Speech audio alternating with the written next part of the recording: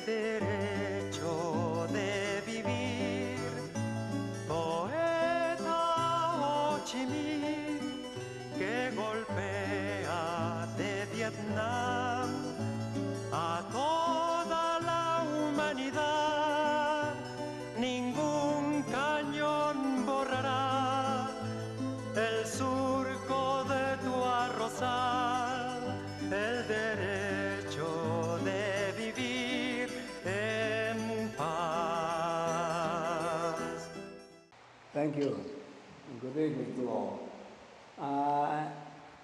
I'm from the Dominican Republic, and I came to New York in 1967, precisely about a year and a half after the United States invaded our country. When I came to here, to New York, I was living in Upper West Side, 91st Street. And my father was a barber. And if you want to know something, what is going on the world or in your neighborhood, go to a saloon or to a barber shop. You'll find everything. Politics was the main thing discussed over there.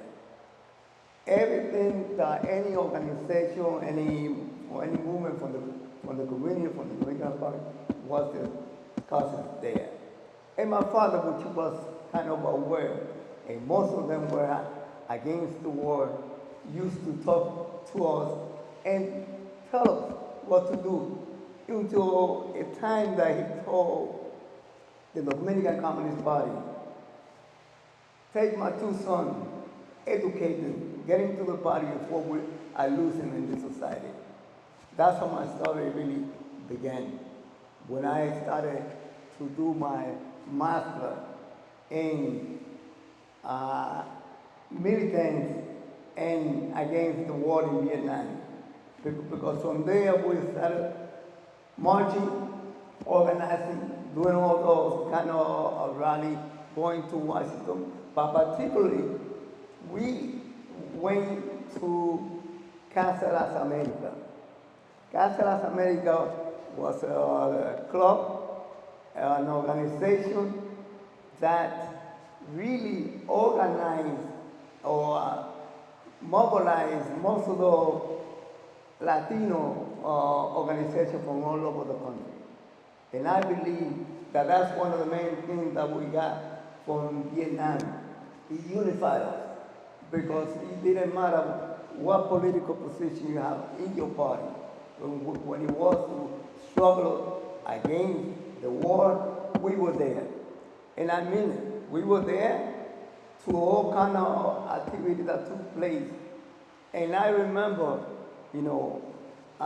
when we went to celebrate in 1975 to Central Park, where hundreds of thousands of people were there celebrating the triumph of Vietnam, because we felt it wasn't Vietnam, it was all of us.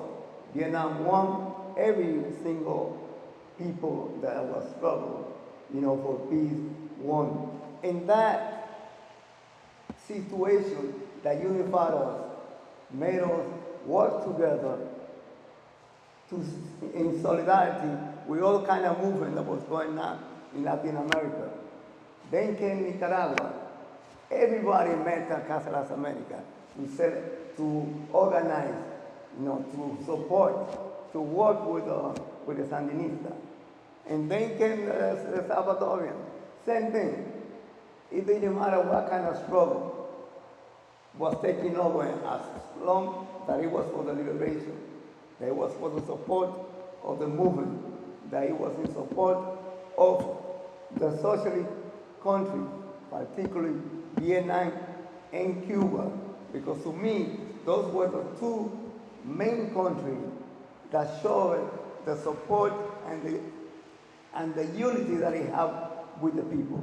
That's one thing that the party always shown us. And those are things that we learned from Vietnam. And we continue every single struggle, every single liberation.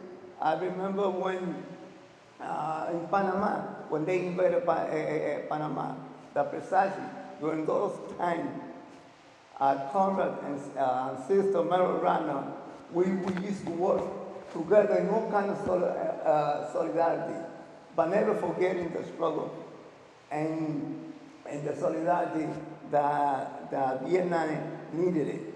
And in the middle of the meeting, you know, to work for Vietnam, she came out, I remember, that Ho Chi Minh centennial was coming. That was in 1990, I believe.